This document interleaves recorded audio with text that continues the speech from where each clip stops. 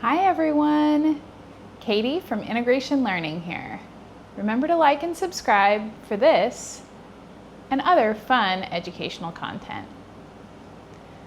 I know sometimes when you're in class, you might feel like it's all pointless. Like, where is this assignment going? What is the point? Or maybe you feel like it's just a series of random things your instructor is making you do, and you don't really understand why. Did you know that in fact there is a calculated method to how many educators like myself plan out our lessons, our unit plans, or our semester plans? A lot of us use something called backward design to make sure that you, the student, complete work in doable and incremental segments so that you can achieve small goals that serve as like lily pads on the way to mastering a much larger final goal for the course. For example, in my writing courses, I use backward design to help students learn and develop step by step. I start with an end goal, a college level, properly cited and formatted, polished, thesis-driven research essay. I know that I usually have about 16 weeks to get my students there. So, when I'm planning, I begin at the end and work backward from the final to day one of the course. Day one of a college writing course might look a bit different for everyone, but for many, it might involve reviewing and mastering the fundamentals of grammar and syntax, making a personal connection with the text, ensuring reading comprehension, brainstorming techniques, or any number of other beginning and prerequisite strategies. So how do we leap from making sure that students master writing one coherent sentence to writing up to 7 or 8 adept pages of an academic essay? As I mentioned, we start at the desired result and work our way back within the given time frame to the present day. In doing so, we figure out how much time we have to achieve our overall goal, the steps we need to take to get there, and the methods we can use to check our progress along the way. This is the philosophy behind backward design. It is most widely credited to educational theorists Jay McTighe and Grant Wiggins, although it also has theoretical origins in the works of James Coleman and Ralph Tyler. What I recommend for students is to use this idea in your own goal setting and planning, and it doesn't have to be education-based. How many times have you wanted to complete a large-scale task, but it simply felt too big to do on your own? Maybe its very magnitude and complexity caused you to freeze or give up before even starting. With backward design, you can make that mountain a molehill. Let's learn how. First, you'll want to identify your long-term goal, your main objective, or your desired result. In other words, this is where you start the planning at the end. Next, I recommend taking time to write down why you want to achieve this goal. You should also have an honest talk with yourself about your strengths and your stretches when it comes to the type of work you'll be doing. For example, if you know that you're easily prone to distraction, be aware of that and prepare accordingly. Maybe set multiple calendar reminders or limit external stimuli in your workspace.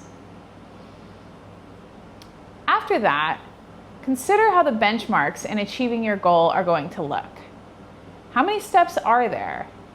At what point in the process do you need to spend more time or less time? And what does successfully completing each step along the way look like for you and for your desired outcome? Next, know that life happens. You'll want to anticipate possible lulls, plateaus, setbacks, or stalls in your process. How can you set up a contingency plan or devise helpful time management strategies if time runs away from you or if something is dropped in your lap last minute? Finally, you'll end at day 1. Plan the activities you'll do between then and when you reach your objective.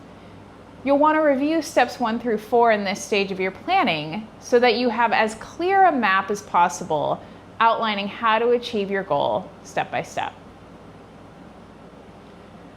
Now let's look at an example of a backward design plan I wrote up.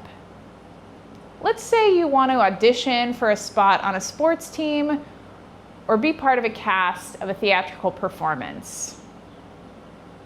You would start by envisioning yourself achieving that dream. What would nailing the audition look like? What are the qualities, behaviors, and resources you would possess at that point to have gotten there? Next, have an honest conversation with yourself about why you want this so badly. What could meeting this goal mean in the bigger scheme of things?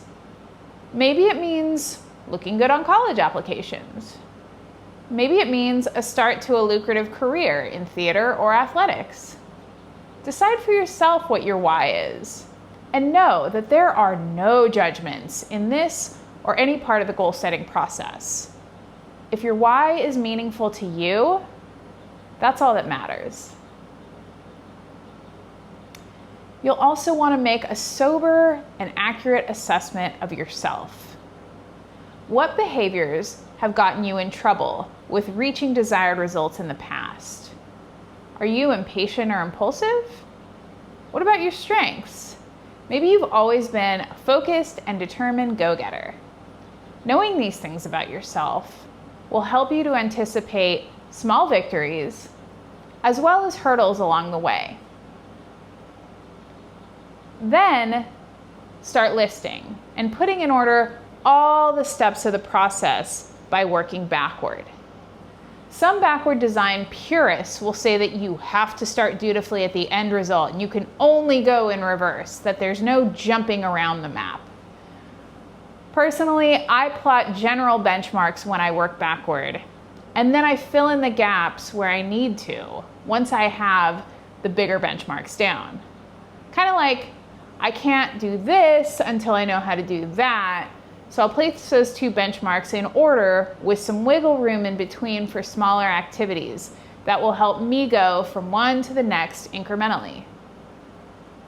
I recommend putting practices, seminars, meetings, anything you know that's going to be scheduled in your electronic calendar. And set up multiple reminders on the days and times they occur so that you remember to attend them as often and consistently as possible. Finally, where you have open slots still in that schedule, or you anticipate issues that might arise, plan additional items that are not required, but might give you a leg up in achieving your goal. Maybe you start a group chat with other folks who are serious about getting to the same outcome as you are, so that you keep one another informed and accountable. Maybe you build solid social capital with the people who have decision-making power by sending them thank you messages after your audition. Again, the list is going to look different for each person based on who they are, what they want, why they want it, and the means they have of getting it. It doesn't matter what your mapped list looks like, as long as you make it. Your plan will also likely change at certain points along the way from start to completion. With pretty much every semester I've planned out using backward design, even the ones I thought would run smoothly and perfectly, something always happened along the way to throw a wrench into one of my planned activities. In these cases, I would have to modify or scrap the smaller stuff, knowing that I'd still hit my target goal by the end of the semester. If this likely happens to you, don't worry. It's all too common and to be expected. Just roll with the punches and be flexible. You'll get there, I promise. And one last thing I want to say. Keep self-care at the forefront. I have seen the most promising students crash and burn simply because they did not give themselves the space and time to rest, reflect, and recuperate when they needed to. You're doing a lot of work, and you'll need to heal, you'll need to reward yourself along the way. Remember, it's the gentle tortoise that won the race, while the lightning fast hare watched from the sidelines.